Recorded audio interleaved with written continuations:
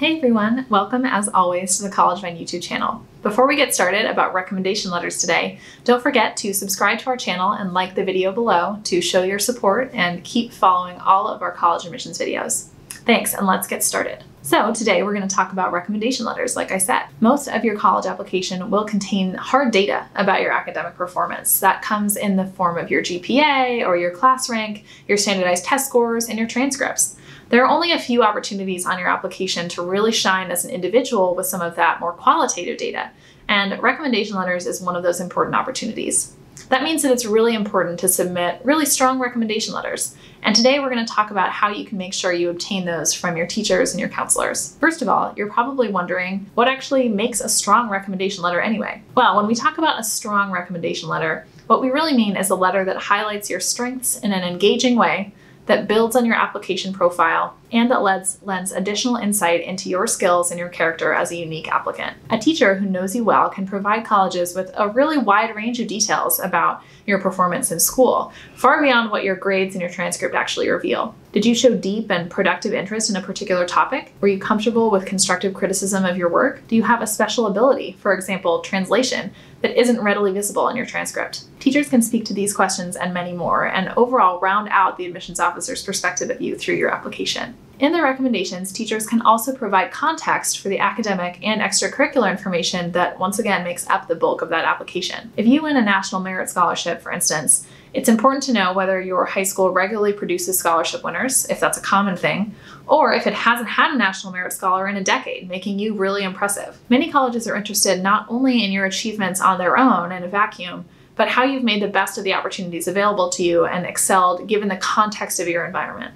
That context really matters, and recommendations can provide that in your application. Recommendations also represent a great way for colleges to get a window into your personal character through the eyes of an adult that they implicitly trust because they're a teacher or counselor. A teacher who knows you well can speak not only to your skills in the classroom, but also to the qualities that make you an interesting and unique human being, and a good human being to add to a college campus environment. Remember, at the typical four-year college, campus life is really about so much more than what goes on inside the classrooms, on your transcript, or in your GPA. Colleges pick their first-year students with an eye towards how those students will interact within and enrich the campus culture as a whole. Recommendations, with their much more personal focus than grades or activities, can be really helpful in determining not only what kind of student you are, but what kind of person you are and whether you should be added into that college environment. But how can you make sure that your recommendation really shines, particularly if you're coming from a school where some teachers might be writing 20 or more recommendations this fall? Well, it's not easy to stand out, but we have 6 tips today for you to maximize your chances of getting a strong rec letter. Tip number 1 is to choose the right teachers. Many students think that they should choose the teacher whose class they did the best in, or who teaches a subject that they find fairly easy.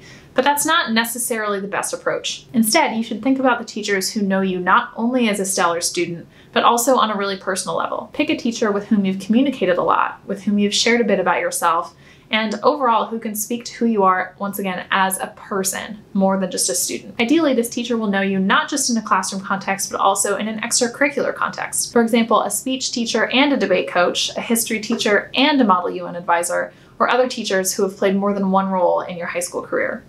Those teachers probably know you best and would write a really great letter on your behalf. Ideally, you want to ask a teacher who has had you as a student pretty recently, within the last year or two if possible. Those teachers are likely to remember you the most, simply, and also be able to provide specific examples to back up the main points of their letter. If you really want to ask a teacher that you had freshman year, of course you should absolutely feel free to do so. You just need to be sure to go and meet with that teacher periodically to get really reacquainted before you ask them for a strong recommendation letter. If you can, try to diversify the types of teachers who you ask to write your letters of recommendation. When we say diversity, we mean a few teachers from different subjects. So for example, you could have one STEM teacher, let's say your biology teacher, alongside a humanities teacher, like from history or English. That multidisciplinary approach will show colleges that you excel in many different subject areas. If you can't do that, the next best thing is to make sure that you get recommendation letters from teachers in your subjects of particular interest. For example, if you're applying to a college as an economics major, you could try to get an economics, math, or even a government teacher to write your rec letter, as they are pretty aware of how well you'll do in subject matter that is related to what you learned in their class. Tip number 2 for recommendation letters is to ask your teachers early. Because many teachers are asked to write multiple, or sometimes even dozens of recommendations in a year, it's good to get your request in really early so you're top of mind. By the end of 11th grade, start thinking about which teachers you've had the best relationships with throughout your high school career. Try to narrow it down to the 2 or 3 teachers who you think it would be very best to ask. Some teachers are kind enough to accept recommendation letter requests actually during the summer before your senior year, so that they have ample time during that kind of downtime in the summer to write you a really great letter. Those teachers are really incredible and generous, so be sure to catch them and ask before summer vacation starts. It really never hurts to ask this early, as long as you make the request politely and acknowledge that it just might not be possible for your teacher to write the letter during the summer months. Leave it open for them to write it in the fall if needed. If you wait to request your letters until the fall of senior year, 12th grade, make sure to request them at the very beginning of senior year, or at least a few months before the application deadline. That way, the teachers will have, once again, ample time to put together a good letter for you. Advance notice is really crucial if you want to receive a good letter from a teacher. Tip number 3 is to be polite and professional. As we've already mentioned, you need to tread pretty lightly when you request your recommendation letters.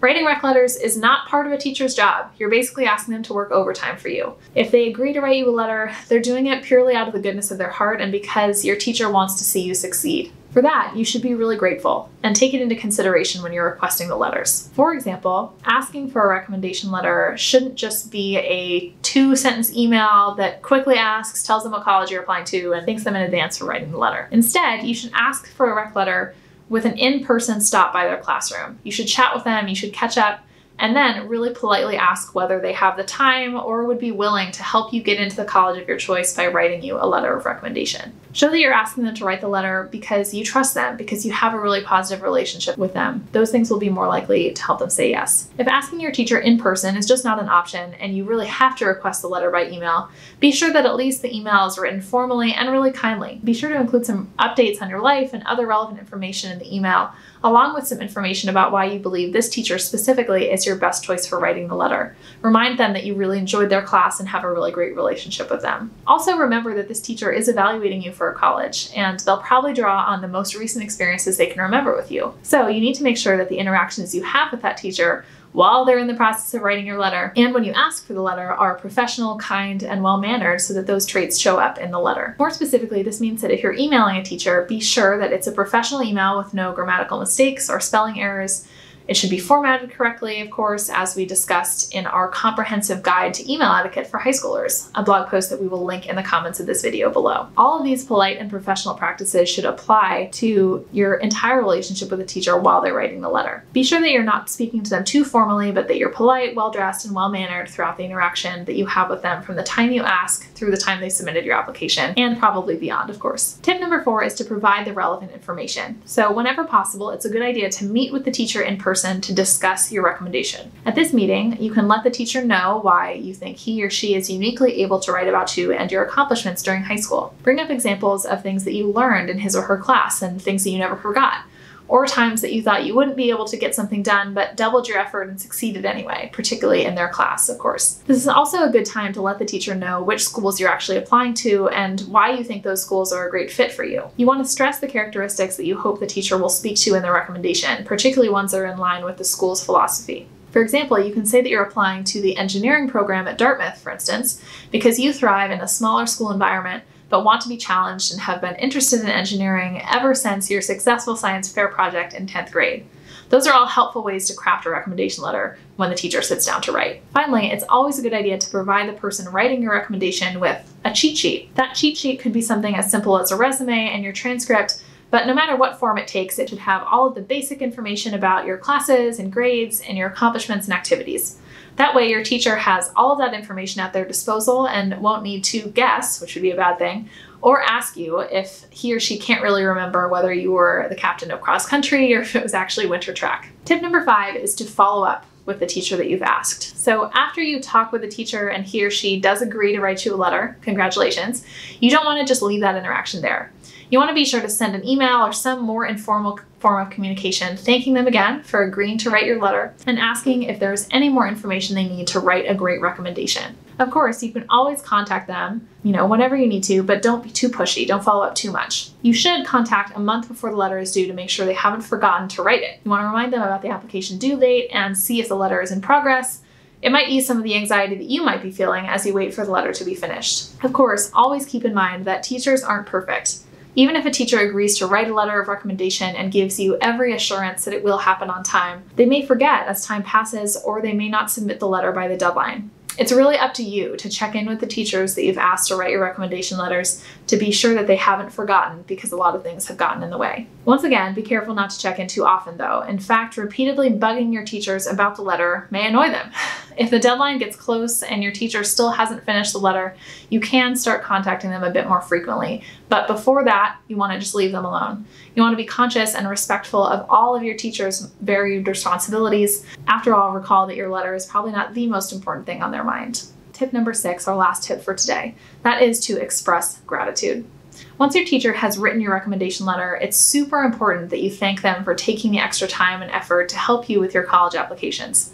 A simple email is usually not enough. Many students opt to give a little gift, like a gift card or something homemade like a card, to show their appreciation for the teachers that hopefully are going to help you get into school. We at collegevíne have actually perfected the art of saying thank you to teachers who have written your recommendation letters. For our comprehensive guide of thanking your teachers, you can see our blog post, How to Thank Teachers Who Wrote Recommendation Letters, and also our other post, Saying Thank You, Gift Ideas for Anyone Who Has Helped in the College Application Process. Both of those blog posts on the gratitude process are linked in the comments below this video. So that wraps up our top tips for getting a really stellar recommendation letter for your college application.